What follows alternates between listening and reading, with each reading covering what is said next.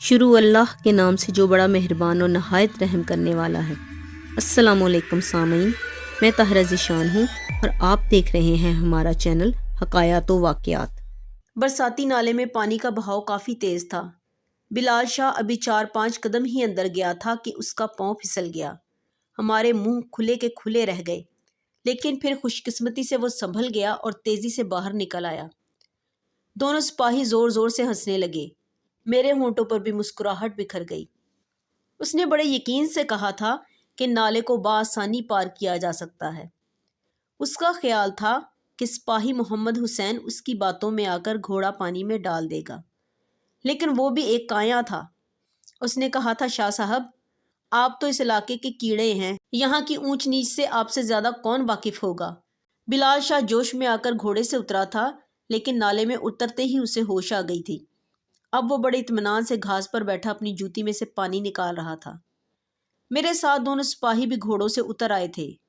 گھوڑوں کو نزدیکی درخت سے باندھ کر وہ بلال شاہ کے پاس جا بیٹھے۔ میں نے بوٹ اور پیٹی کھول دی اور ایک درخت سے ٹیک لگا کر آرام کرنے لگا۔ کل صبح امرتسر سے ایک قاصد کے ہاتھ ایس پی صاحب نے مجھے خط بھیجا تھا۔ اس خط میں انہوں نے علاقے کے ایک بااثر جاگیردار چودھری سنگرام کی کچھ مشکلات بیان کی تھیں۔ انہوں نے لکھا تھا کہ بوٹا سنگھ نام کا ایک مفرور مجرم جاگیردار کی اکلوتی لڑکی کے پیچھے پڑا ہوا ہے۔ وہ اسے 2 بار اٹھانے کی کوشش کر چکا ہے، تاحال وہ ان لوگوں کو دھمکیاں دے رہا ہے۔ چودھری سنگرام ایس پی کا دوست تھا، اس لیے ایس پی صاحب نے خاص طور پر مجھے جاگیردار کے ہاں بھیجنے کا فیصلہ کیا تھا۔ اس خط میں انہوں نے لکھا تھا، نواز خان، میری نظر میں اس کام کے لیے تم سے بہتر کوئی آدمی نہیں۔ مجھے معلوم ہے تمہارے جانے سے کچھ عرصہ کے لیے رامپورہ تھانے کی کارکردگی پر اثر پڑے گا، لیکن جو کام میں تمہیں سونپ رہا ہوں یہ بھی بہت اہم ہے۔ تم اپنے ساتھ 10-15 یا جتنے بھی آدمی چاہو لے جا سکتے ہو، لیکن جاگیردار کو کوئی شکایت نہیں ہونی چاہیے۔ اگر بوٹا سنگھ حویلی میں داخل ہونے کی کوشش کرے تو اسے بچ کر نہیں جانا چاہیے۔ میں نے جیب تھپک کر خط کی موجودگی کا اندازہ لگایا، ایک نظر نالے کی طرف دیکھا اور آنکھیں میچ کر لیٹ گیا۔ مجھے معلوم تھا 2-3 گھنٹے سے پیشتر نالا ہمیں اپنے اندر سے گزرنے کی اجازت نہیں دے گا۔ جب میں اٹھا تو گھڑی 3 بجے کا وقت دکھا رہی تھی۔ میں اپنے اندازے کے عین مطابق 2.5 گھنٹے سویا تھا۔ دونوں سپاہی اور بلال شاہ ابھی تک بے خبر سوئے ہوئے تھے۔ میں نے نالے کی طرف دیکھا، پانی کافی حد تک اتر چکا تھا، لیکن بادل جو بارش رکنے کے بعد چھٹ گئے تھے اب پھر گھر گھر کر آنے لگے تھے۔ میں نے بلال شاہ اور دونوں سپاہیوں کو جگایا۔ تھوڑی دیر بعد ہم نالا پار کر کے گھوڑے بھگاتے ہوئے جاگیردار کے گاؤں روپ نگر کے راستے پر جا رہے تھے۔ ایس پی صاحب کے خط کے مطابق آج رات پھر بوٹا سنگھ کی آمد کا خطرہ تھا۔ مجھے ہدایت کی گئی تھی کہ میں شام سے پہلے روپ نگر پہنچ جاؤں۔ ہم نے کافی کوشش کی، لیکن روپ نگر سے کوئی 10 کوس ادھر ہی ہمیں اندھیرا پڑ گیا۔ جس وقت ہم روپ نگر پہنچے رات کے 11 بج چکے تھے۔ بارش اور کیچڑ کی وجہ سے ہمارا اور گھوڑوں کا برا حال تھا۔ جاگیردار کی بلند و بالا حویلی کے سامنے چند افراد ملے۔ ان کے ہاتھوں میں بندوقیں اور برچھیاں تھیں اور وہ تیز تیز باتیں کر رہے تھے۔ مجھے اندازہ ہوا کہ تھوڑی دیر پہلے یہاں کچھ ہو چکا ہے۔ ہم نے ایک آدمی کے ہاتھ اندر اطلاع بھجوائی۔ تھوڑی دیر بعد ایک لمبا تڑنگا شخص باہر نکلا، عمر کوئی 25-26 سال ہوگی۔ آؤ بادشاہو، اس نے مجھے دیکھ کر مصافحے کے لیے ہاتھ بڑھایا۔ بڑی دیر کی، مہرباں آتے آتے۔ وہ حلیے سے دیہاتی لیکن لب و لہجے سے پڑھا لکھا شخص دکھائی دیتا تھا۔ ہمیں ساتھ لے کر وہ حویلی میں داخل ہوا۔ حویلی کے در و دیوار جاگیردار کی عمارت کی گواہی دے رہے تھے۔ میں نے اتنے ٹھاٹ باٹ کی بہت کم حویلیاں دیکھی ہیں۔ ہمیں لے کر وہ نوجوان ایک بڑے کمرے میں داخل ہوا۔ کمرے میں صوفوں کے اوپر کئی آدمی بیٹھے تھے۔ فرش پر قیمتی قالین بچھا ہوا تھا۔ دیواروں پر بندوقیں، کلہاڑیاں وغیرہ لٹک رہی تھیں۔ جنگلی جانوروں کے حنوط شدہ سر بھی نظر آ رہے تھے۔ سامنے دیوار پر شاید کسی چیتے کی کھال آویزاں تھی۔ اس کھال کے عین نیچے مزین کرسی پر جاگیردار سنگرام بیٹھا تھا۔ 2 آدمی اس کے قدموں میں بیٹھے تھے۔ ایک کالا بھجنگ پہلوان نما شخص اس کے پیچھے برچھی تھامے مؤدب کھڑا تھا۔ دونوں سپاہی اور بلال شاہ باہر ٹھہر گئے۔ میں اندر داخل ہوا۔ میرے ساتھ آنے والا نوجوان میرے بوٹوں کی طرف دیکھ رہا تھا۔ بوٹ کیچڑ میں لتھڑے ہوئے تھے۔ میں اس کا اشارہ سمجھ گیا۔ وہ شاید مجھے بوٹ اتارنے کے لیے کہہ رہا تھا۔ میں نے تسموں کی طرف ہاتھ بڑھایا ہی تھا کہ جاگیردار کرسی سے اٹھ کر تیزی سے میری طرف بڑھا۔ کیا کرتے ہو جناب؟ اس نے خوش دلی سے میرا بازو تھامتے ہوئے کہا۔ تم تو ہمارے حاکم ہو، کھلے دل سے اندر آؤ۔ اس نے گرم جوشی سے مصافحہ کیا اور مجھے صوفے پر بیٹھنے کے لیے کہا۔ رسمی گفتگو کے بعد میں نے جاگیردار سے صورتحال کے بارے میں پوچھا۔ وہی لمبا تڑنگا نوجوان پھر بولا، آپ بالکل وقت پر آئے ہیں جناب، ڈاکوؤں کو ہم نے بھگا دیا ہے، آپ کے لیے ہم نے حلوہ تیار کر کے رکھا ہوا ہے، آپ حلوہ کھائیں اور آرام سے سو جائیں۔ اس کے لہجے کا طنز اتنا نمایاں تھا کہ کمرے میں موجود کئی افراد مسکرانے لگے۔ کوئی اور موقع ہوتا تو میں ایسا جواب دیتا کہ صاحب بہادر کے ہوش ٹھکانے آ جاتے، لیکن اس وقت میں صبر کے گھونٹ پی گیا۔ میں نے جاگیردار کو بتایا کہ راستے میں ڈیک نالے کی دوغیانی کی وجہ سے ہم وقت پر نہ پہنچ سکے۔ جاگیردار سنگرام ایک بھلا شخص دکھائی دیتا تھا۔ اتنی بڑی جاگیر کا مالک ہونے کے باوجود اس میں نخوت اور نخرہ نہیں تھا۔ اس نے میرا نام پوچھا اور پھر نواز کہہ کر باتیں کرتا رہا۔ اس نے بتایا کہ کوئی 1 گھنٹہ پہلے ڈاکوؤں نے دھمکی کے مطابق گاؤں پر حملہ کیا تھا، لیکن ہم نے انہیں گاؤں کے باہر ہی سے مار بھگایا۔ ایک دیہاتی گولی لگنے سے معمولی زخمی ہوا تھا۔ اگلے روز میں نے جاگیردار سے اکیلے میں بات کی۔ اس نے بتایا کہ بوٹا سنگھ کا قصہ چند ماہ پرانا ہے۔ ایک روز اس کی لڑکی جمنا سہیلیوں کے ساتھ باغ میں گئی تو وہاں سے بوٹا اپنے ساتھیوں کے ساتھ گزرا۔ انہوں نے لڑکیوں سے بدتمیزی کی تو جمنا نے انہیں برا بھلا کہا۔ بوٹا سنگھ نے بدزبانی کی اور جمنا نے اسے تھپڑ کھینچ مارا۔ اتنے میں گاؤں کے آدمی پہنچ گئے اور بوٹا ساتھیوں کے ساتھ فرار ہو گیا۔ جاگیردار ایک باپ کے انداز سے بتا رہا تھا اور میں ایک پولیس والے کے انداز سے سوچ رہا تھا۔ بوٹا سنگھ لڑکی کا حسن دیکھ کر اس پر عاشق ہو گیا ہوگا۔ اس نے اسے اٹھانے کی کوشش کی ہوگی لیکن کامیاب نہیں ہوا ہوگا۔ بہرحال کچھ بھی تھا، مجھے جاگیردار سنگرام کی حویلی کی حفاظت کا فرض سونپا گیا تھا اور یہ فرض مجھے ہر قیمت پر ادا کرنا تھا۔ میں نے جاگیردار کی اجازت سے حویلی کے اندرونی حصوں کا اچھی طرح جائزہ لیا۔ حویلی کی عمارت 2 منزلہ تھی، کمرے بڑے بڑے تھے۔ ان کی آرائش سے اندازہ ہوتا تھا کہ حویلی کے مکین زیادہ نہیں تو کچھ پڑھے لکھے ضرور ہیں۔ خاص طور پر جاگیردار کا کمرہ بالکل شہری انداز سے سجا ہوا تھا۔ اس کے پلنگ کے پاس چند کتابیں بھی دھری تھیں۔ عمارت کے عقب میں 4 دیواری کے اندر زمین کا ایک کافی بڑا قطعہ خالی پڑا تھا۔ شاید مکینوں کی خواہش جہاں تالاب وغیرہ بنانے کی ہو، لیکن پھر اتنے ماڈرن پن کی انہیں ہمت نہ ہوئی ہو۔ بائیں طرف ایک قطار میں ملازموں کی کوٹھڑیاں نظر آ رہی تھیں۔ عمارت کے سامنے والے حصے میں ایک چھوٹا سا مندر اور مندر کے ساتھ ایک باغ تھا۔ اس کے بعد میں نے حویلی کے محلِ وقوع کا جائزہ لیا، بیرونی حد بندی دیکھی اور اپنے دونوں رائفل بردار سپاہیوں کو نگرانی پر لگا دیا۔ 2-3 دن گزر گئے، کوئی خاص واقعہ پیش نہیں آیا۔ اپنے لیے میں نے حویلی کا سامنے والا حصہ منتخب کیا تھا۔ حویلی کے گیٹ کے قریب ہی میرے لیے کمرے کا انتظام کیا گیا تھا۔ میں کمرے کے باہر کرسی ڈلوا کر بیٹھ جاتا اور بلال شاہ سے گپ شپ لڑاتا رہتا۔ بلال شاہ فالتو یا کہہ لیجیے کہ ریلو کٹا تھا۔ کبھی وہ میرے پاس آ بیٹھتا اور کبھی سپاہیوں کی طرف چلا جاتا۔ ایک روز شام کے وقت وہ میرے پاس آیا تو کہنے لگا، خان صاحب ادھر بائیں نکڑ میں کچھ گڑبڑ ہے۔ محمد حسین کا خیال ہے کہ کوئی آدمی باغ میں چھپا ہوا ہے۔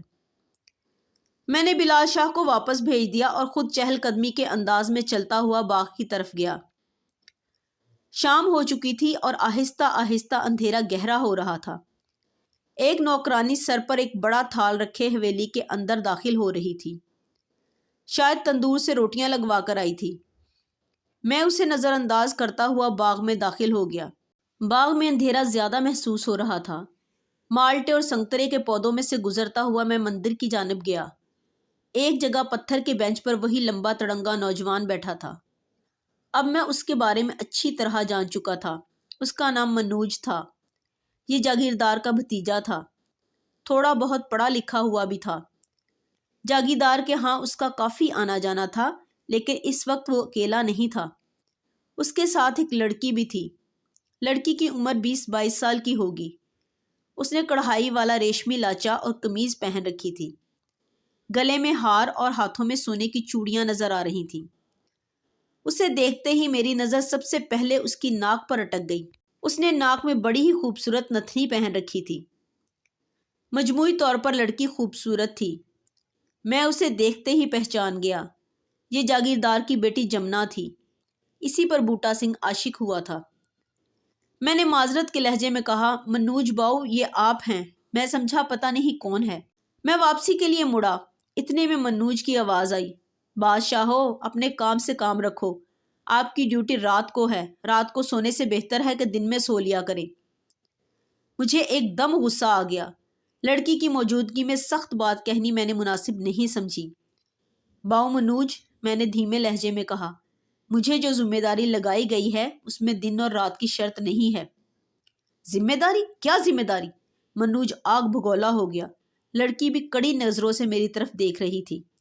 ہم لوگ اپنی حفاظت کر سکتے ہیں، ہمیں تمہاری سرکاری بندوقوں کی ضرورت نہیں۔ پھر وہ لڑکی سے مخاطب ہو کر بولا، جمنا، تایا جان نے خام خواہ کا خرچہ کیا ہے ان لوگوں پر۔ کرائے کے ہاتھوں نے بھی کبھی کسی کی حفاظت کی ہے؟ صاحب بہادر تم حد سے بڑھ رہے ہو، میں نے ذرا سخت لہجے میں کہا۔ اتنے میں جمنا بڑے نازو انداز سے اٹھی اور آہستہ آہستہ چلتی ہوئی میرے قریب آ گئی۔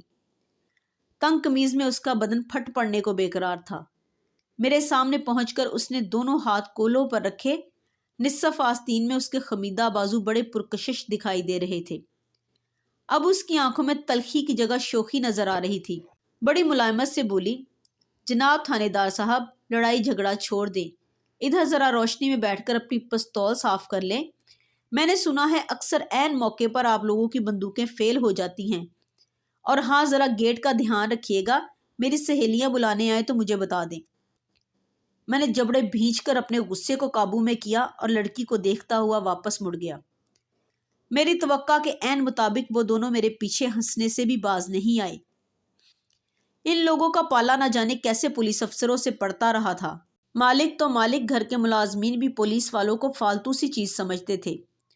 پہلے منوج اور اب اس لڑکی کے رویے سے مجھے سخت مایوسی ہوئی تھی۔ اس قسم کی باتیں سن کر پی جانا میری سرشت میں نہیں تھا۔ پتہ نہیں کیا بات تھی جو میں اب تک خاموش تھا۔ بہرحال میں نے جاگیردار سے بات کرنے کا فیصلہ کیا۔ ایک ملازم کے ہاتھ پیغام بھیجا۔ جاگیردار نے تھوڑی دیر بعد مجھے اندر بلا لیا۔ میں نے جاگیردار سے دو ٹوک الفاظ میں کہا کہ انہیں حویلی میں ہماری ضرورت ہے یا نہیں۔ جاگیردار میرے تیوروں سے بھانپ گیا۔ اس نے نرم لہجے میں کہا، نواز خان، جو بات ہے کھل کر بتاؤ۔ میں نے خود ایس پی صاحب سے کہہ کر تمہیں یہاں بلوایا ہے۔ میں نے بلا توقف انہیں منوج کی بدتمیزی کے بارے میں بتا دیا۔ میری پوری بات سن کر جاگیردار بولا، نواز میاں، ایس پی صاحب نے مجھے تمہارے بارے میں سب کچھ بتا دیا تھا۔ تم ایک جرأت مند اور ذہین پولیس آفیسر ہو۔ وہ تو بچے ہیں، ان کی باتوں کا غصہ کرنے کی ضرورت نہیں۔ پھر اس نے حقے کا ایک طویل کش لیا اور تکیے سے ٹیک لگاتے ہوئے بولا، نواز پتر، میں ایک بڑی الجھن میں گرفتار ہوں۔ بوٹا سنگھ کی دشمنی اتنی معمولی سی بات نہیں جتنی منوج وغیرہ سمجھتے ہیں۔ منوج تو ابھی کل کی پیدائش ہے، یوں بھی نوجوان ہوش سے زیادہ جوش سے کام لیتے ہیں۔ تمہیں معلوم ہی ہوگا کہ بوٹا کوئی معمولی بدماش نہیں، بے شمار ڈاکے اور قتل اس کے کھاتے میں ہیں۔ یوں بھی ایک مفرور قاتل سے بڑے جرم کی توقع کی جا سکتی ہے۔ جمنا جوان اور خوبصورت ہے، میرا خیال ہے کہ جلد از جلد اس کی شادی کر دوں۔ آپ کا خیال بالکل ٹھیک ہے، میں نے ہنکارا بھرا، لیکن اس میں ایک دشواری ہے۔ جاگیردار اپنی گھریلو باتیں بتانے پر آمادہ نظر آ رہا تھا۔ جمنا کی سورگ باشی ماں کی خواہش تھی کہ اس کی شادی اپنے منہ بھولے بھائی کی طرف کرے۔ یہ خواہش اتنی شدید تھی کہ کوئی اسے ٹالنے کی جرأت نہ کر سکا، لیکن مسئلہ یہ ہے کہ مرنے والی کے بھائی کا صرف ایک ہی لڑکا تھا اور اس کی عمر جمنا کے مقابلے میں بہت تھوڑی ہے۔ آج سے 3 سال پہلے شاید وہ دوسری جماعت میں تھا۔ میں نے اس کی ماں کو سمجھانے کی کوشش کی، لیکن وہ پرانے خیال کی روایت پسند عورت تھی۔ اس نے کہا کہ عمروں کے فرق کی کوئی بات نہیں۔ بہرحال اس نے منہ بولے بھائی کے بیٹے سے اس کی نسبت طے کر دی۔ اس واقعہ کے 1 سال بعد وہ بھگوان کو پیاری ہو گئی۔ اب وہ لڑکا 11 سال کا ہے۔ اگر ہم جمنا کی شادی اس سے کرنا چاہتے ہیں تو ہمیں کم از کم 6-7 سال اور انتظار کرنا ہوگا۔ دوسری طرف جمنا کی عمر 21-22 سال ہے۔ 1 آدھ سال میں اس کی شادی ہو جانی چاہیے۔ اب یہ بوٹا سنگھ کا مسئلہ بھی کھڑا ہو گیا ہے۔ میری تو کچھ سمجھ میں نہیں آتا۔ اگر جمنا کا ہاتھ کسی اور کو تھماتا ہوں تو مرنے والی کی روح کو تکلیف پہنچے گی۔ اگر مرنے والی کا عہد نبھاتا ہوں تو لڑکی کی عمر نکل جائے گی۔ فکروں میں گھرا ہوا جاگیردار بالکل عام آدمی کی طرح نظر آ رہا تھا۔ اس نے حقے کا طویل کش لیا اور تکیے سے ٹیک لگا کر چھت کو گھورنے لگا۔ میں باغ میں جمنا اور منوج کو جس انداز میں دیکھ چکا تھا، میرے لیے یہ سمجھنا مشکل نہیں تھا کہ وہ دونوں ایک دوسرے میں دلچسپی لیتے ہیں۔ میں نے جاگیردار کو ٹٹولنے کے لیے کہا، جاگیردار صاحب، بدلے ہوئے حالات میں انسان کو بعض فیصلے بدلنے پڑتے ہیں۔ ہو سکتا ہے اگر جاگیردارنی زندہ ہوتی تو موجودہ حالات میں بھی وہ جمنا کے جلد بیاہ کا سوچتی۔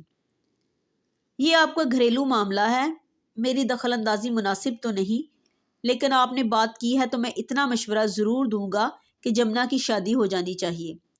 اگر آپ کی نظر میں کوئی اچھا لڑکا ہے تو جلد از جلد اس فرض سے سبکدوش ہو جائیں۔ جاگیردار نے پرسوچ انداز میں کہا، ہاں لڑکا تو ہے۔ منوج کے بارے میں کیا خیال ہے تمہارا؟ پھر میرے جواب دینے سے پہلے ہی کہا، مسئلہ پھر وہی مرنے والی کا آ جاتا ہے، اسے کیا جواب دوں گا آگے جا کر۔ میں جاگیردار کے لکیروں بھرے چہرے کی طرف دیکھتا رہا۔ آج وہ مجھے پہلے سے بھی زیادہ بوڑھا نظر آ رہا تھا۔ شاید ان دنوں وہ کسی فیصلے پر پہنچنے کی کوشش کر رہا تھا۔ مجھے یوں محسوس ہوا جیسے آج وہ پھر سے اپنے گھر کے پچھواڑے تالاب کھودنے کے متعلق سوچ رہا ہے۔ تالاب کے لیے اس نے جگہ تو چھوڑ دی ہے، لیکن پرانی رسمیں توڑ کر شہر والوں کی طرح تالاب بنانے اور اس میں نہانے کی اسے ہمت نہیں ہو رہی۔ حویلی کا پہرا دیتے ہوئے ہمیں کوئی ایک ہفتہ اور گزر گیا۔ دونوں سپاہی اور بلال شاہ بیٹھے تاش وغیرہ کھیلتے رہتے۔ کبھی کبھی بلال شاہ نہر سے مچھلیاں پکڑنے چلا جاتا۔ وہ یہاں کے لوگوں سے کافی گھل مل گیا تھا اور میں اس کے ذریعے حویلی کے ارد گرد کی صورتحال سے باخبر رہتا تھا۔ ایک جگہ فارغ بیٹھنا میرے بس کا روگ نہیں تھا۔ اگر ایس پی صاحب کا اصرار نہ ہوتا تو میں کبھی یہ ڈیوٹی قبول نہ کرتا۔ فراغت کی ان طویل گھڑیوں میں میں اکثر بالائی منزل کی کھڑکیوں میں جمنا کو آتے جاتے دیکھتا رہتا۔ وہ ہر وقت اپنی سہیلیوں کے ساتھ ہنسی مذاق اور کھیل کود میں مصروف رہتی تھی۔ یوں لگتا تھا جیسے اپنے ارد گرد کے حالات کی اسے کوئی پرواہ نہیں۔ ایک دو بار منوج بھی نظر آیا۔ وہ بڑا مغرور قسم کا ہندو نوجوان تھا۔ اسے دیکھتے ہی جمنا کھل اٹھتی تھی اور اس کی آنکھوں میں عجیب طرح کی چمک آ جاتی تھی۔ میں اس چمک کو اچھی طرح سمجھتا تھا۔ یہ تعریفی چمک عورت کی نظروں میں اس وقت دکھائی دیتی ہے جب کسی ایسے مرد سے اس کا سامنا ہو جسے وہ چاہتی ہو اور جو اس کی حفاظت کرنے کی صلاحیت بھی رکھتا ہو۔ اور یہ حقیقت تھی کہ منوج نہ صرف وجیہہ تھا بلکہ کھلے ہاتھ پیر کا ایک مضبوط اور تندخو نوجوان تھا۔ میں سوچ رہا تھا کہ حویلی کے گیٹ پر بیٹھ کر بوٹا سنگھ کا انتظار کرنے سے بہتر ہے کہ میں گھوڑے کی پشت پر بیٹھ کر اس کی تلاش میں نکل جاؤں۔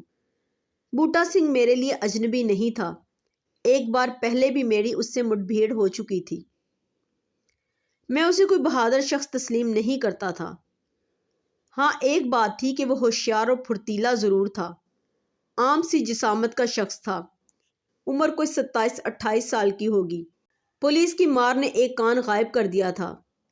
کچھ عرصہ پہلے جب اس کا گروہ اتنا بڑا نہیں ہوا تھا، میں نے ایک چھاپے میں اسے پکڑ لیا تھا، لیکن وہ حیرت انگیز چالاکی سے میری آنکھوں میں ریت جھونک کر فرار ہو گیا تھا۔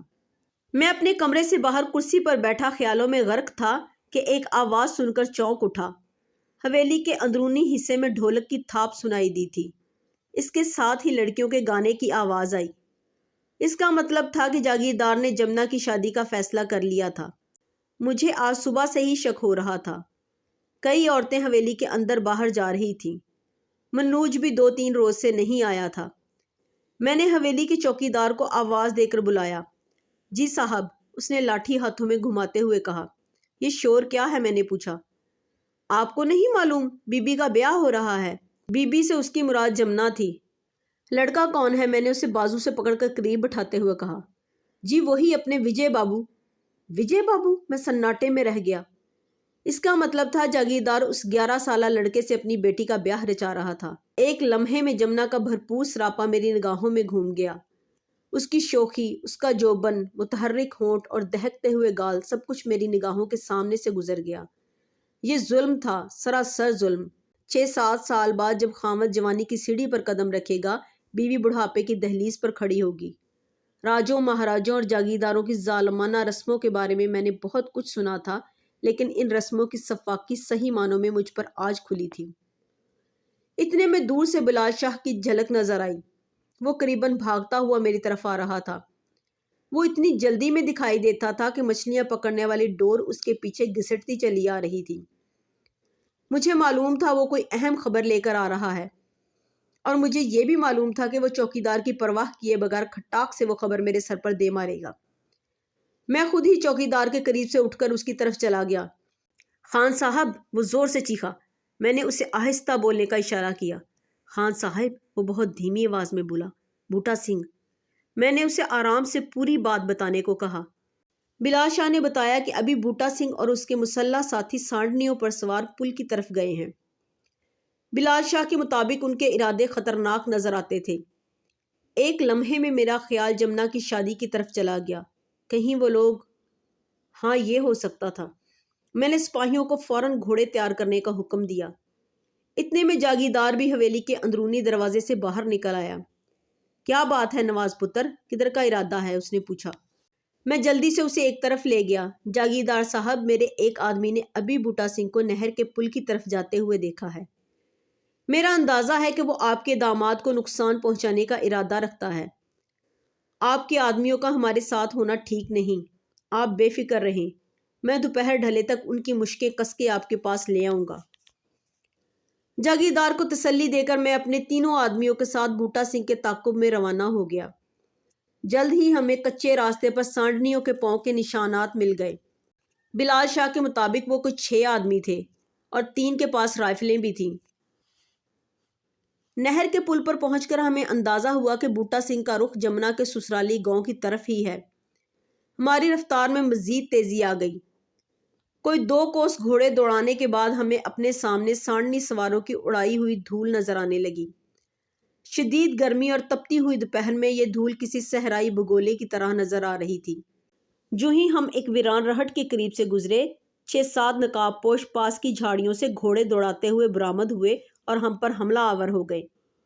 ان کا انداز تو ایسا ہی تھا جیسے ہمیں رونتے ہوئے گزر جائیں گے، اور وہ ایک حد تک کامیاب بھی ہو گئے تھے۔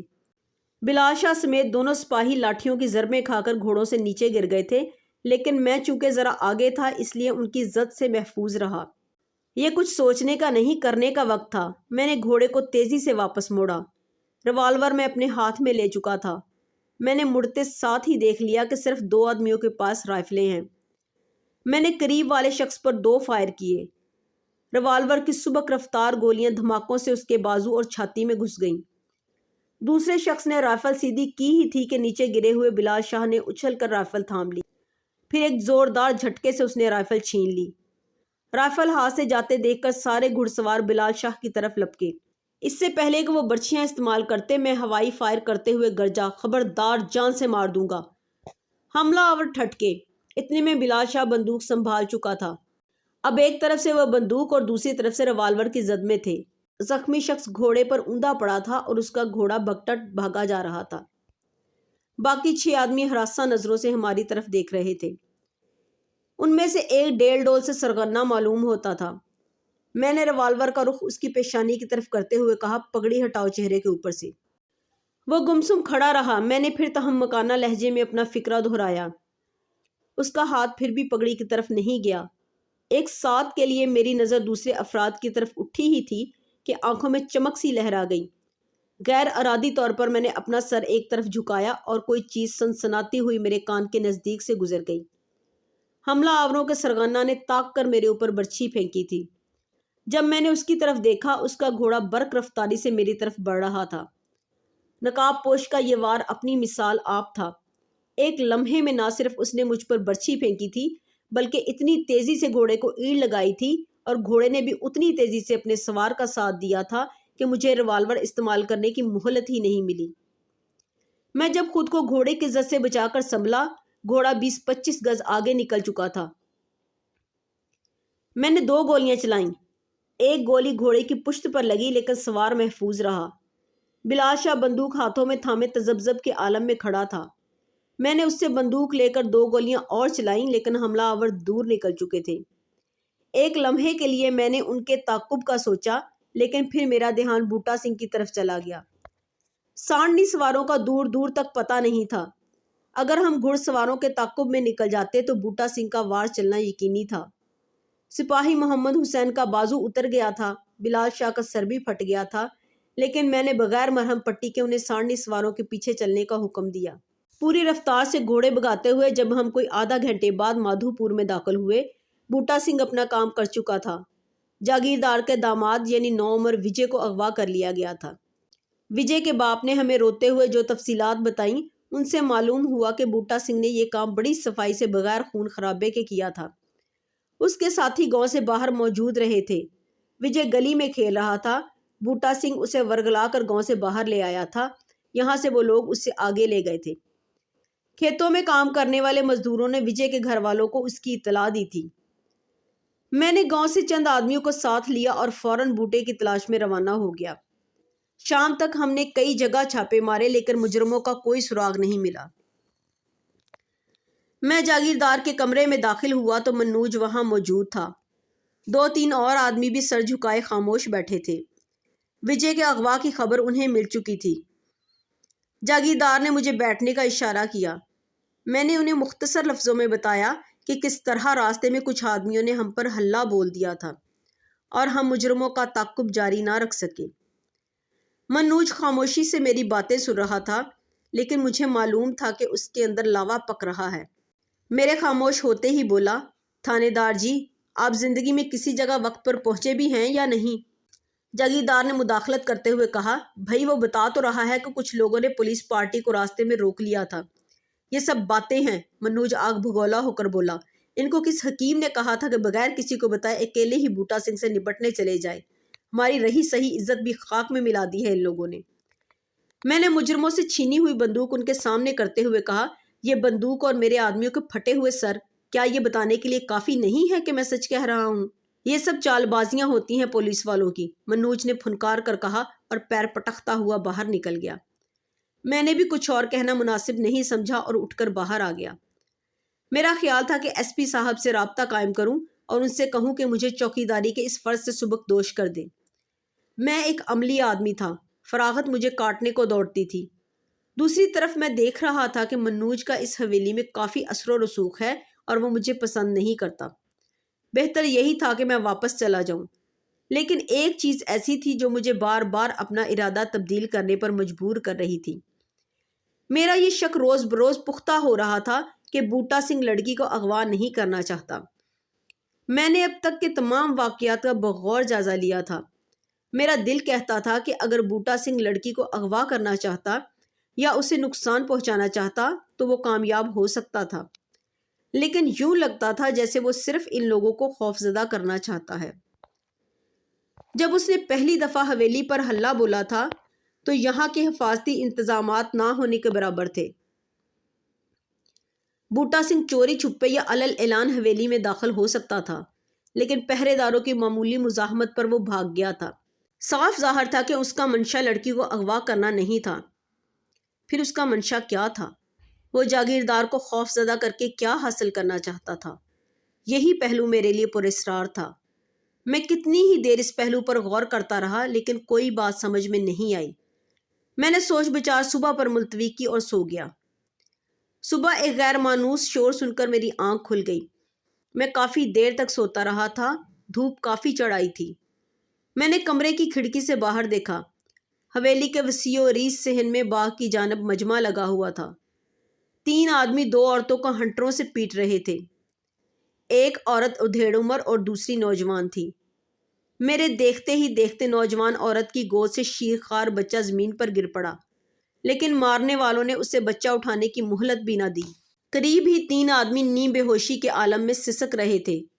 برآمدے کی سیڑھیوں پر منوج دونوں ہاتھ سینے پر باندھے کھڑا تھا۔ جاگیردار بھی پاس ہی موجود تھا۔ پھر جاگیردار نے ہاتھ کا اشارہ کیا، ہنٹر برسانے والے رک گئے۔ جاگیردار منوج سے باتیں کرتا ہوا حویلی کے اندر چلا گیا۔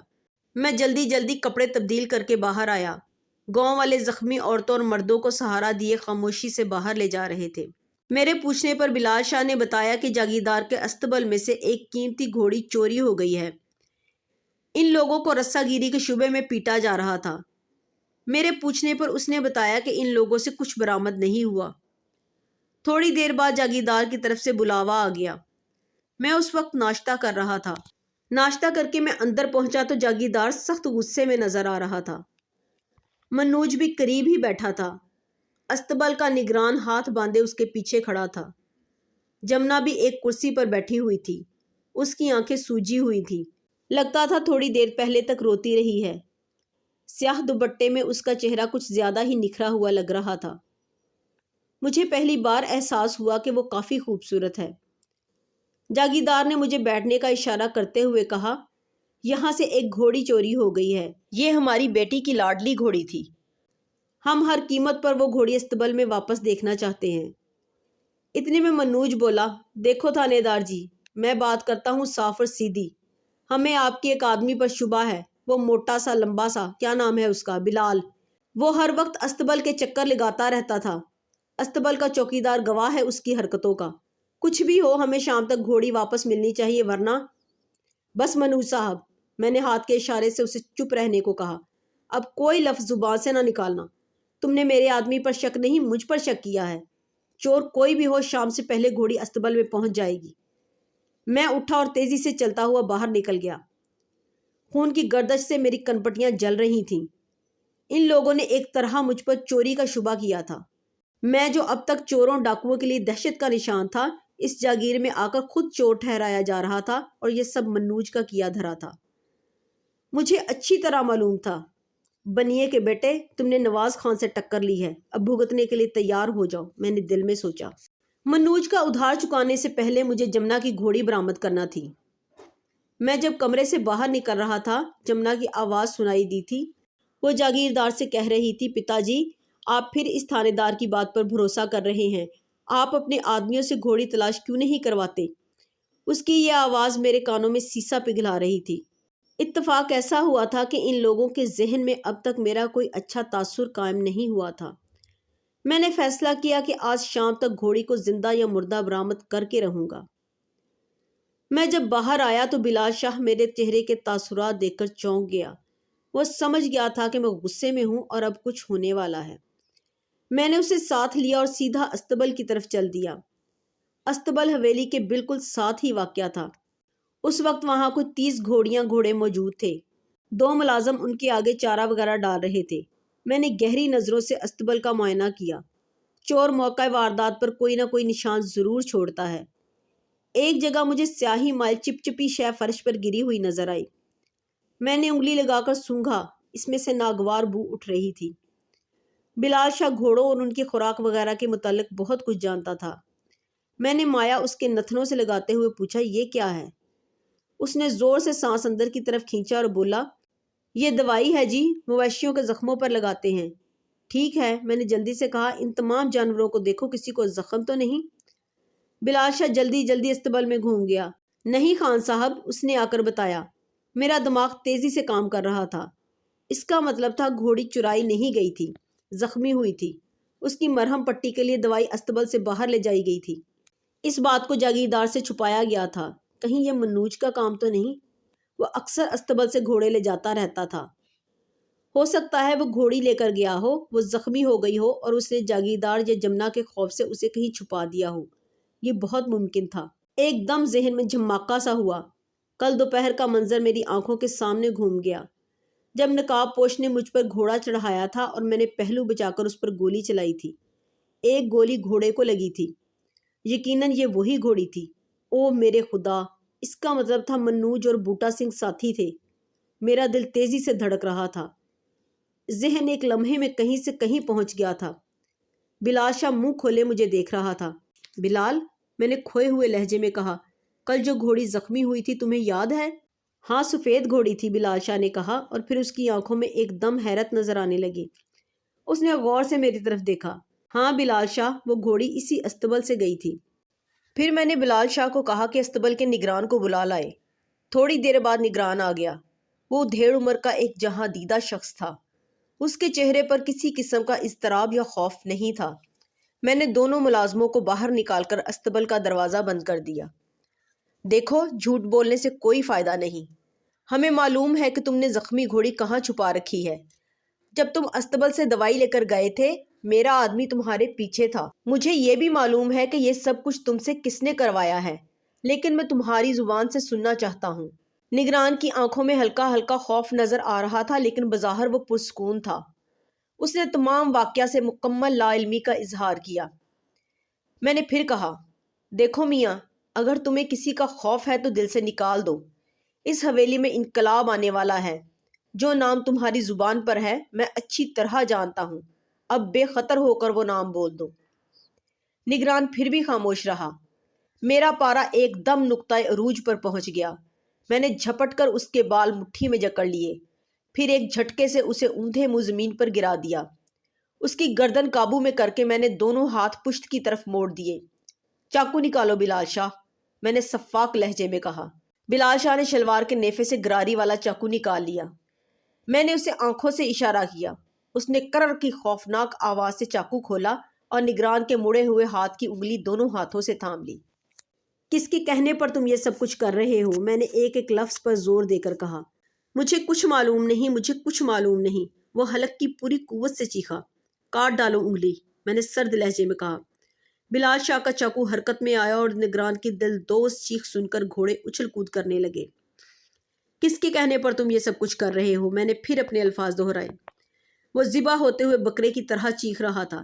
میں نے بلال شاہ سے کہا، دوسری انگلی بھی کاٹ ڈالو۔ بلال شاہ نے اس کی دوسری انگلی پکڑی ہی تھی کہ وہ چلانے لگا، بتاتا ہوں، سب کچھ بتاتا ہوں۔ اس کے بعد وہ فرفر بولنے لگا۔ اس نے بتایا کہ منوج بابو نے حکم دیا تھا کہ گھوڑی کے زخمی ہونے کا کسی کو پتہ نہ چلنے دے۔ وہی کل دوپہر گھوڑی استبل سے لے کر گئے تھے۔ جب وہ اپنا بیان مکمل کر چکا میں نے اسے سیدھا کر کے زمین سے اٹھایا۔ اس نے جلدی سے اپنے خون آلود ہاتھ کی طرف دیکھا، لیکن انگلی ہاتھ پر ہی موجود تھی۔ بلال شاہ کا لگایا ہوا زخم چوتھائی انچ سے گہرا نہیں تھا۔ کوئی 1 گھنٹے بعد میں زخمی گھوڑی لیے حویلی میں داخل ہو رہا تھا۔ منوج نے اسے گاؤں سے باہر اپنے ایک دوست کے ڈیرے پر باندھ رکھا تھا۔ میں نے گھوڑی استبل میں پہنچائی اور جاگیردار کے کمرے میں آ کر اسے برآمدگی کی خبر سنائی۔ پھر میں نے اس سے اجازت طلب کی۔ جاگیردار نے جانے کا سبب پوچھا تو میں نے بتایا کہ میں ایک مجرم کے خلاف کارروائی کرنا چاہتا ہوں اور اس کے گھر میں رہ کر اس کے خلاف کچھ نہیں کر سکتا۔ جاگیردار حیرت سے میری طرف دیکھ رہا تھا۔ ہاں جاگیردار صاحب، میں نے ٹھوس لہجے میں کہا، منوج آپ کا بھتیجا ہے اور آپ اسے بیٹوں کی طرح چاہتے ہیں، لیکن وہ مجرم ہے۔ یہ وہی گھوڑی ہے جو کل میری گولی سے زخمی ہوئی تھی، اور کل یہ گھوڑی منوج کے نیچے تھی۔ تم کیا کہنا چاہتے ہو؟ جاگیردار نے چونک کر کہا۔ منوج بوٹا سنگھ کا ساتھی ہے، میں نے اطمینان سے کہا، اور بوٹا سنگھ کے ذریعے آپ کو خوفزدہ کرنے کی کوشش کر رہا ہے۔ کیوں؟ اس کا کیا فائدہ ہے اس میں؟ جاگیردار کچھ سمجھنے کی کوشش کر رہا تھا۔ سننا چاہتے ہیں تو سنیے۔ وہ آپ کی بے شمار دولت کے لالچ میں آپ کی بیٹی سے شادی کرنا چاہتا ہے۔ وہ چاہتا تھا کہ آپ بوٹا سنگھ کی کارروائیوں سے پریشان ہو کر جمنا کی فوری شادی کا فیصلہ کر لیں۔ اس صورت میں قرہ یقیناً اس کے نام نکلتا، لیکن آپ نے شادی کا فیصلہ تو کر لیا، مگر داماد منوج کے بجائے وجے ہی رہا۔ اپنی جیت کو ہار میں بدلتے دیکھ کر اس نے بوٹا سنگھ کے ہاتھوں وجے کو اٹھوانے کا پروگرام بنایا۔ جب میں بوٹا سنگھ کے تعاقب میں روانہ ہوا تو منوج خبردار ہو گیا۔ وہ اس وقت یہیں موجود تھا۔ اس نے اپنے ساتھیوں کے ساتھ پولیس پارٹی کا تعاقب کیا اور راستے میں روک لیا۔ بعد کے واقعات آپ جانتے ہی ہیں۔ جاگیردار کے چہرے پر زلزلے کے آثار دکھائی دے رہے تھے۔ یوں لگتا تھا جیسے اس کے کسی اندرونی خدشے کی تصدیق ہو گئی ہے۔ اس شام حویلی میں زبردست طوفان آیا۔ جاگیردار نے مجھے منوج کو گرفتار کرنے کی اجازت تو نہیں دی، لیکن جب وہ حویلی میں آیا تو اسے دھکے دے کر باہر نکلوا دیا۔ منوج نے حویلی کے دروازے پر کھڑے ہو کر بھگوان کی قسم کھائی کہ وہ مجھے زندہ نہیں چھوڑے گا۔ اس کا خیال تھا کہ اس کی بے عزتی کا ذمہ دار صرف میں ہوں۔ جاگیردار کو دل کا دورہ پڑا۔ جمنا نے مجھ سے بد کلامی کی۔ میں نے حویلی چھوڑنے کا ارادہ کر لیا، لیکن جاگیردار منتوں واسطوں پر اتر آیا۔ اس نے مجھے جانے سے روک لیا۔ حویلی میں موجود منوج کے ساتھ ملے ہوئے تمام ملازمین کو چھٹی دے دی گئی۔ جاگیردار کافی بیمار ہو گیا تھا۔ اس نے امرتسر سے اپنے ایک واقف کار ڈاکٹر کو بلا لیا۔ اس نے بڑی توجہ سے جاگیردار کا علاج کیا۔ کوئی 1 ہفتے بعد جاگیردار کی حالت کچھ سنبھلی۔ اس نے مجھے اپنے پاس بلا کر کہا، نواز، تم ایک سرکاری ملازم ہو، لیکن جس طرح تم نے اس حویلی کی حفاظت کی ہے، میں زندگی بھر تمہارا احسان نہیں چکا سکتا۔ ان چند دنوں میں تم مجھے گھر کے ایک فرد کی طرح لگنے لگے ہو۔ ڈاکٹر کا خیال ہے کہ مجھے کچھ روز کے لیے لاہور جانا پڑے گا۔ میں یہاں کا انتظام بڑے منشی صاحب کو سونپ کر جا رہا ہوں۔ تمہیں معلوم ہے کہ وہ بڑے نیک طبیعت اور صلح جو آدمی ہیں۔ تمہیں ان سے کوئی شکایت نہیں ہوگی۔ میں چاہتا ہوں کہ تم حویلی کی پوری طرح دیکھ بھال کرو۔ جمنا کو میں نے سمجھا دیا ہے، وہ بچی ہے، اگر کوئی بات کہہ دے تو برا نہ ماننا۔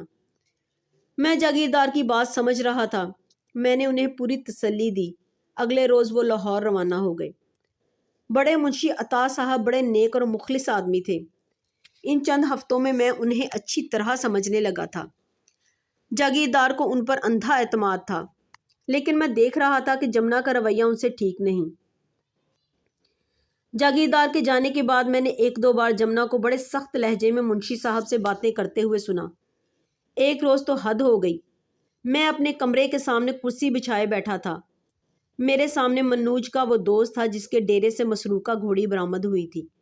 پچھلے 3 روز سے میں اس سے پوچھ گچھ کر رہا تھا، لیکن اس نے منوج یا بوٹا سنگھ کے بارے میں کوئی کارآمد بات نہیں بتائی تھی۔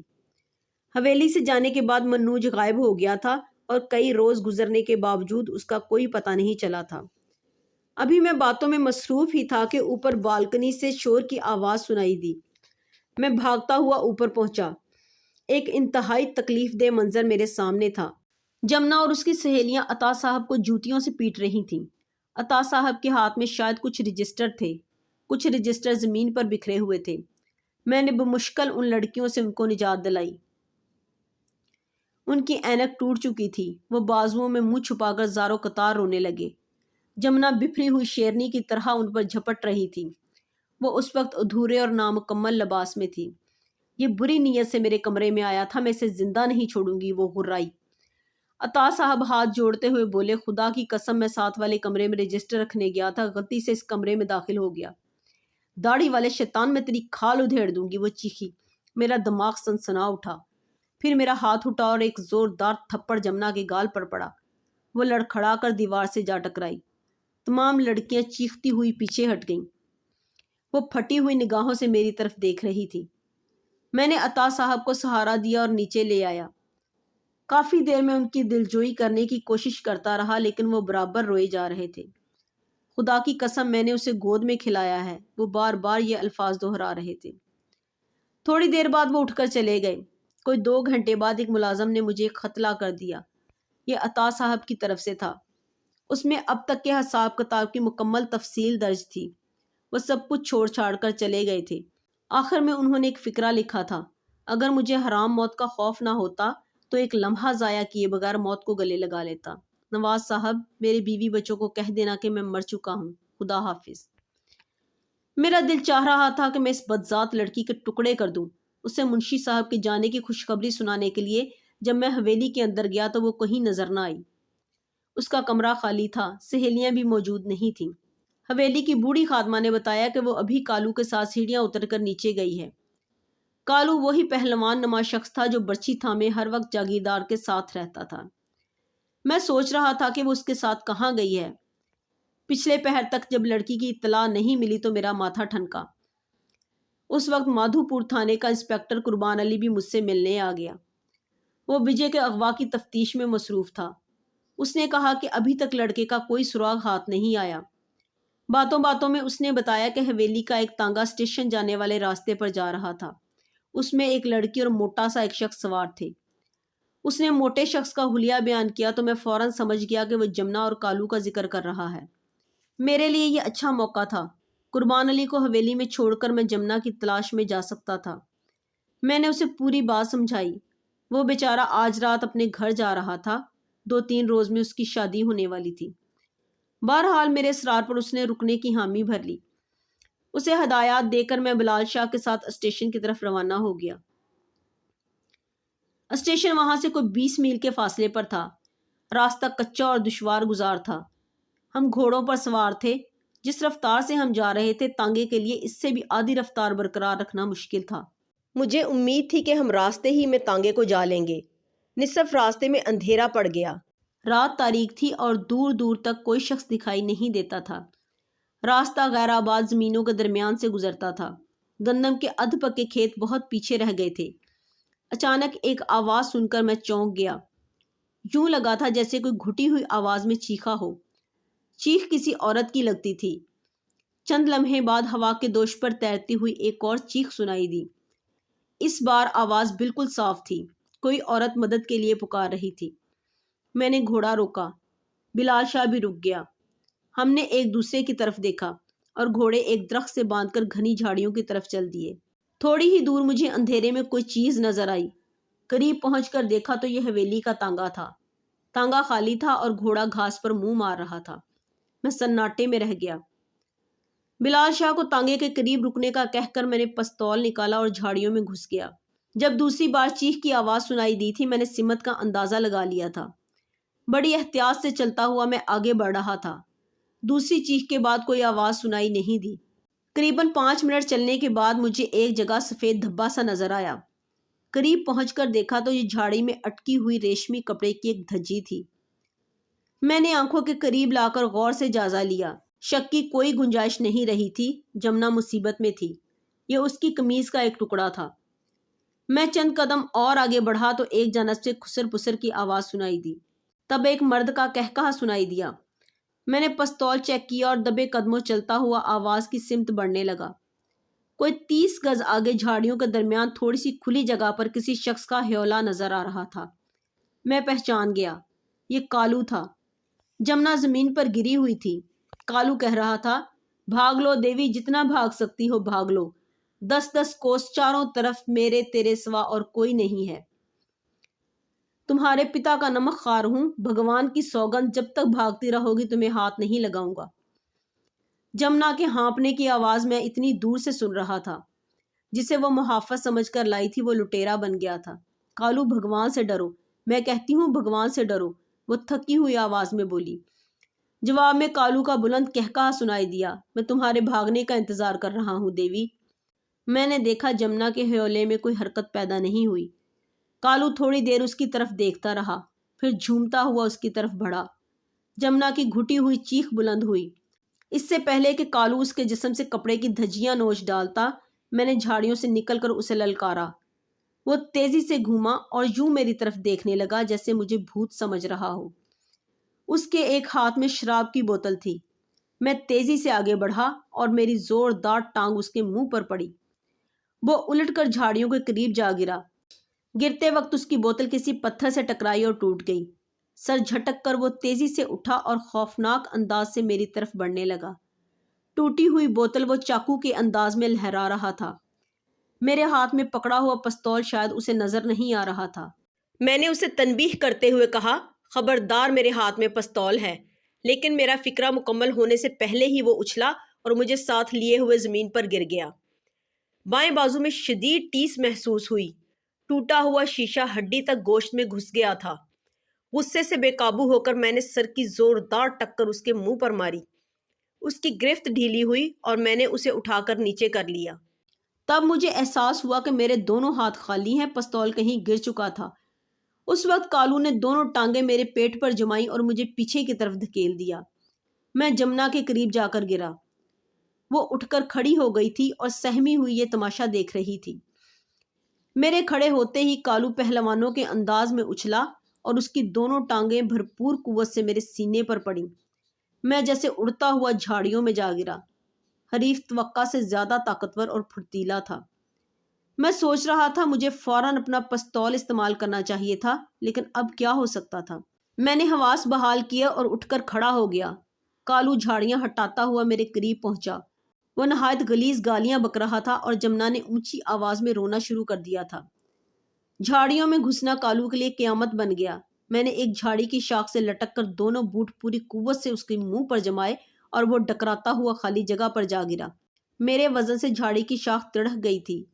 میں نے زور لگا کر شاخ توڑی۔ اس سے پہلے کہ کالو اٹھتا میں اس کے سر پر پہنچ گیا تھا۔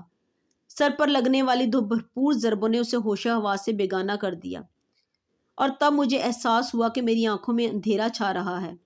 بازو کا زخم میری توقع سے کہیں بڑھ کر تھا۔ آستین بری طرح خون میں نچڑ چکی تھی۔ بہرحال میں ایک لڑکی کے سامنے کسی قسم کی کمزوری ظاہر نہیں کرنا چاہتا تھا۔ میں نے اس کا بازو پکڑا اور جھاڑیوں میں سے راستہ بناتا ہوا تانگے کی طرف چل دیا۔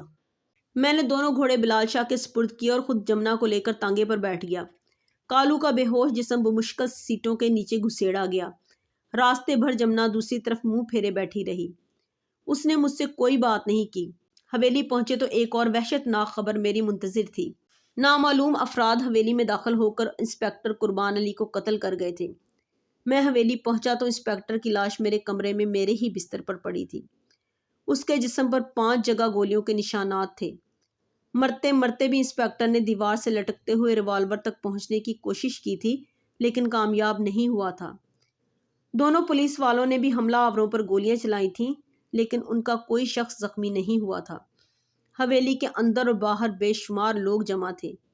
مقامی تھانے کے اہلکار بھی پہنچ چکے تھے۔ یہ میرے لیے ایک بہت بڑا صدمہ تھا۔ انسپیکٹر قربان علی میرا ساتھی ہی نہیں، دوست بھی تھا۔ چند روز بعد بیچارے کی شادی ہونے والی تھی۔ مجھے یوں محسوس ہو رہا تھا جیسے مجھے قتل کر دیا گیا ہو۔ رات پچھلے پہر امرتسر سے ایس پی صاحب بھی پہنچ گئے۔ انہوں نے خاص طور پر مجھ سے ملاقات کی اور میری ڈھارس بندھانے کی کوشش کی۔ حالات سے صاف ظاہر تھا کہ حملہ آوروں نے، جو بلا شبہ منوج اور اس کے آدمی تھے، مجھے قتل کرنے کی کوشش کی تھی۔ اگر میں شدید طور پر زخمی نہ ہوتا تو شاید اسی وقت ریوالور لے کر قاتلوں کی تلاش میں نکل جاتا، لیکن پٹیوں میں جکڑا ہوا میرا بازو مجھے کچھ انتظار پر مجبور کر رہا تھا۔ اگلے روز شام تک انسپیکٹر قربان علی کی تجہیز و تکفین مکمل ہو گئی۔ میں آنکھوں میں رنج و الم کے ناقابل فراموش منظر سمیٹ کر حویلی میں آ گیا۔ ایس پی صاحب نے بہت کہا کہ اب تھانے واپس آ جاؤ، لیکن میں نے انہیں مجبور کر کے حویلی میں ڈیوٹی لگوائی۔ جو کہانی شروع ہوئی تھی اسے انجام تک پہنچائے بغیر چھوڑ دینا اب میرے لیے ممکن نہیں تھا۔ میں انسپیکٹر قربان علی کے قاتلوں کو جلد از جلد کیفر کردار تک پہنچانا چاہتا تھا۔ ان کی عبرتناک سزا ہی میرے زخموں پر مرہم رکھ سکتی تھی، اور زخموں کے مرہم کے لیے مجھے زخم مندمل ہونے کا انتظار کرنا تھا۔ حویلی پر پولیس کا پہرا موجود تھا۔ میرا بازو آہستہ آہستہ حرکت کے قابل ہو رہا تھا۔ ایک دن میں انسپیکٹر قربان علی کی چھوڑی ہوئی فائل کا مطالعہ کر رہا تھا۔ بلال شاہ چارپائی پر بیٹھا میری ٹانگیں دبا رہا تھا۔ اتنے میں حویلی کی بوڑھی خادمہ کی شکل نظر آئی۔ اس نے بتایا کہ بی بی آپ کو بلا رہی ہے۔ حویلی میں ایک ہی بی بی تھی، یعنی جمنا۔ میں سوچنے لگا کہ جمنا کو مجھ سے کیا کام ہو سکتا ہے۔ شدید زخمی ہونے کے باوجود اس نے ایک بار بھی میرا حال دریافت نہیں کیا تھا، کسی بات پر معذرت نہیں کی تھی، شکریہ ادا نہیں کیا تھا۔ شاید وہ اب بھی مجھے اپنا دشمن سمجھتی تھی۔ کالو والے واقعہ کے بعد صرف ایک دفعہ اس سے میری ملاقات ہوئی تھی، اور وہ بھی تانگے پر آتے ہوئے راستے میں۔ میں نے کہا تھا، جمنا دیوی، جو کچھ تمہارے ساتھ ہوا ہے یہ اس شخص کی آہ کا نتیجہ ہے جس پر تم نے جھوٹی تہمت لگا کر بے عزت کیا تھا۔ اگر تم میں ذرا سا بھی احساس ہے تو اس شریف انسان کو ڈھونڈو اور اس کے قدموں میں گر کر معافی مانگو۔ وہ خاموشی سے دوسری طرف دیکھتی رہی تھی۔ میں اسی ادھیڑ بن میں خادمہ کے ساتھ چلتا ہوا حویلی کے اندرونی حصے میں داخل ہوا۔ مجھے جمنا کے کمرے کے سامنے چھوڑ کر خادمہ چلی گئی۔ میں نے کھنکار کر اپنی آمد کی اطلاع دی اور پردہ اٹھا کر اندر چلا گیا۔ جمنا پلنگ پر بیٹھی تھی۔ اس کا رخ دوسری طرف تھا۔ میں نے ایک بار پھر کھنکار کر اسے متوجہ کرنا چاہا، لیکن وہ بس دور منہ پھیرے بیٹھی رہی۔ کیا بات ہے جمنا دیوی؟ میں نے دیوی کے لفظ پر زور ڈالتے ہوئے کہا۔ اس نے منہ پھیرے بغیر ایک کاغذ میری طرف بڑھا دیا۔ تب مجھے اندازہ ہوا کہ وہ رو رہی ہے۔ کاغذ پر لکھا تھا، پیاری جمنی، حویلی میں میرے ساتھ جو کچھ ہوا ہے وہ صرف اور صرف اس بدنیت انسپیکٹر کی کوشش کا نتیجہ ہے۔ اس نے تایا جان کو اپنے ہاتھوں میں لے لیا ہے اور وہ اس کے اشاروں پر ناچ رہے ہیں۔ میں زیادہ صفائیاں پیش نہیں کروں گا، صرف اتنا کہوں گا کہ بوٹا سنگھ سے نہ میرا تعلق تھا، نہ ہے اور نہ کبھی ہوگا۔ میں تمہیں دل و جان سے چاہتا ہوں اور اس بات کی گواہی تمہارا دل بھی دے گا۔ اپنے دل کی گواہی پر بھروسہ کرو، دنیا کی باتوں پر نہ جاؤ۔ میں آج رات حویلی میں آ رہا ہوں تمہیں ہمیشہ کے لیے یہاں سے لے جانے کے لیے۔ تم نے بڑے منشی کو نکال کر اچھا کیا ہے۔ اب تم آسانی سے اپنا حق اپنے ساتھ لا سکتی ہو۔ سامان باندھ کر تیار رہنا۔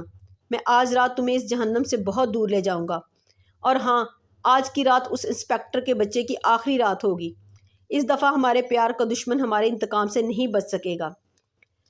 میں نے خط دوسری بار احتیاط سے پڑھا اور پھر جمنا سے پوچھا، اب مجھ سے کیا چاہتی ہو جمنا دیوی؟ جواب دینے کی بجائے وہ یکدم اٹھی، ایک نظر میری طرف دیکھا اور بھاگ کر میرے قدموں میں گر گئی۔ میں اس اچانک حملے سے گھبرا کر 2 قدم پیچھے ہٹ گیا۔ وہ گھٹنوں میں منہ چھپائے اونچی آواز میں رو رہی تھی۔ کچھ دیر میں تذبذب کے عالم میں کھڑا رہا، پھر آگے بڑھ کر اسے شانوں سے اٹھایا۔ انسپیکٹر صاحب مجھے معاف کر دیں، وہ ہاتھ جوڑتے ہوئے بولی۔ میں آپ کو غلط سمجھی تھی، میں نے آپ کی بہت بے عزتی کی ہے۔ اب وہ باقاعدہ ہچکیاں لے رہی تھی۔ میں نے ہاتھ بڑھا کر اس کا شانہ تھپتھپایا اور تسلی دینے کی کوشش کرنے لگا۔ چند منٹ بعد وہ میرے سامنے کرسی پر بیٹھی تمام بات بتا رہی تھی۔ اس نے اعتراف کیا کہ وہ آج رات گھر چھوڑنے کا فیصلہ کر چکی تھی۔ کمرے میں پڑے 4 بڑے بڑے صندوق اس کی بات کی تصدیق کر رہے تھے۔ اس نے کہا، انسپیکٹر جی، میں کتنی ہی بری سہی لیکن احسان فراموش نہیں۔ آپ کا احسان زندگی بھر میرے دل پر نقش رہے گا۔ آپ نے جان پر کھیل کر ایک بے بس اور مجبور لڑکی کی عزت بچائی تھی۔ وہ لڑکی آپ کو کیسے موت کے منہ میں دھکیل سکتی تھی؟ کبھی نہیں۔ وہ پھر سسکیاں لینے لگی۔ انسپیکٹر جی، میں نے آپ کو سب کچھ بتا دیا ہے۔ آپ جو کچھ کہیں گے میں ویسا ہی کروں گی۔ آپ کے کہنے پر میں اندھے کنویں میں بھی چھلانگ لگا دوں گی۔ یقین نہیں تو آزما کر دیکھ لیں۔ وہ دوپٹے کا کنارہ منہ میں دبائے زاروں قطار رو رہی تھی۔ میں نے اسے تسلی تشفی دی۔ جب وہ ذرا پرسکون ہوئی تو میں اسے رات کے متعلق ہدایات دینے لگا۔ وہ منوج سے سخت خوفزدہ نظر آ رہی تھی۔ اس کا کہنا تھا کہ وہ ہٹکا بڑا پکا ہے۔ اس نے آپ کو قتل کی دھمکی دی ہے اور وہ اس دھمکی کو عملی جامہ پہنانے کی ہر ممکن کوشش کرے گا۔ وہ چاہتی تھی کہ میں آج رات کے لیے کہیں روپوش ہو جاؤں یا پھر مدد کے لیے پولیس کے اور آدمی منگوا لوں۔ میں نے اسے کہا، پہلی بات تو میرے لیے کسی صورت قابل قبول نہیں۔ ہاں، اس کے دوسرے مشورے پر عمل کرنے کی کوشش کروں گا، لیکن اضافی پولیس منوج کے لیے نہیں، بوٹا سنگھ اور اس کے ساتھیوں کے لیے ہوگی۔ وہ سوالیہ نظروں سے مجھے دیکھتے ہوئے بولی، کیا آپ کو یقین ہے کہ منوج بوٹا سنگھ سے ملا ہوا ہے؟ ہاں جمنا، میں نے گھمبیر لہجے میں کہا، اگر تمہیں کوئی شک ہے تو وہ بھی آج رات رفع ہو جائے گا۔ رات پرسکون تھی۔ گاؤں کے لوگ دن بھر کی محنت کے بعد میٹھی نیند سو رہے تھے۔ دور چوکیدار کی آواز آ رہی تھی، جاگ دے رہنا۔ میں جمنا کے کمرے میں اس کی چادر اوڑے ہوئے لیٹا تھا۔ عقب میں کھلنے والی کھڑکی میں سرخ رنگ کا ایک دوپٹہ پھڑپھڑا رہا تھا۔ کھڑکی سے آنے والی 14ویں کے چاند کی کرنیں کمرے میں اندھیرے اجالے کا پراسرار کھیل کھیل رہی تھیں۔ منوج نے اپنے خط میں لکھا تھا کہ اگر جمنا جانے کے لیے تیار ہو تو کھڑکی میں اپنا دوپٹہ باندھ دے۔ منوج کی ہدایت کے مطابق دوپٹہ موجود تھا اور منوج کو اس کے انجام کی طرف بلا رہا تھا۔ اس وقت 11 کا عمل ہوگا جب دروازے سے چر چر کی آواز سنائی دی۔ میرا دل تیزی سے دھڑکنے لگا۔ 2 گھنٹے سے میں اسی آواز کا انتظار کر رہا تھا۔ قدموں کی دبی دبی آہٹ اور کپڑوں کی سسراہٹ سنائی دی۔ ہماری توقع کے عین مطابق آنے والا محافظوں کی نظروں سے بچنے کے لیے دروازے کی طرف سے آیا تھا۔ جو ہی میں نے جسم پر تنی ہوئی چادر میں حرکت محسوس کی، میں اچھل کر کھڑا ہو گیا۔ میرا ایک ہاتھ نووارد کی گردن سے لپٹ گیا اور دوسرے ہاتھ سے میں نے اس کا ریوالور قابو میں کر لیا۔ حملہ آور اس اچانک افتاد سے پہلے تو بری طرح گھبرایا، لیکن پھر سنبھل گیا۔ اس کے جسم میں وحشی گھوڑے کا سا زور تھا۔ میں اس کے قد کاٹ سے پہچان چکا تھا، وہ منوج ہی تھا۔ وہ مجھے کبڈی کے انداز میں گھسیٹتا ہوا عقبی کھڑکی تک لے گیا۔ پھر عین کھڑکی پر پہنچ کر وہ گلا پھاڑ کر چیخا، بوٹے بوٹے سائیں لاکھے۔ وہ ساتھیوں کو آوازیں دے رہا تھا۔ میں بھی یہی چاہتا تھا۔ میرے دیکھتے ہی دیکھتے مکانوں کی اوٹ سے 2-3 جلتی ہوئی مشعلیں برآمد ہوئیں اور گھوڑے کی ٹاپیں بوٹا سندھ کی آمد کی خبر سنانے لگیں۔ لیکن مجھے ان لوگوں کی پرواہ نہیں تھی۔ ان سے نپٹنے کا پورا انتظام موجود تھا۔ حویلی کے اندر کوئی 20 پولیس والے گھات لگائے بیٹھے تھے۔ میں نے اپنی توجہ منوج کی طرف مرکوز کر دی۔ وہ اپنے بازو کی پوری طاقت لگا کر ریوالور کا رخ میری طرف موڑنے کی کوشش کر رہا تھا۔ اس کے دونوں ہاتھ کام کر رہے تھے، لیکن میرا ایک ہاتھ زخمی تھا۔ ایک لحاظ سے یہ ایک ہاتھ اور 2 ہاتھوں کا مقابلہ تھا۔ کوئی 1 آدھ منٹ تک یہ جان لیوا کشمکش جاری رہی، لیکن پھر آہستہ آہستہ ریوالور کا رخ میری طرف مڑنے لگا۔ منوج کے دماغ میں ایک ہی سودا سمایا ہوا تھا۔ وہ طاقت کے بلبوتے پر ریوالور کا رخ میری طرف پھیرنا چاہتا تھا، لیکن اس ضد میں وہ ایک بات فراموش کر چکا تھا۔ وہ بالکل کھڑکی کے قریب کھڑا تھا۔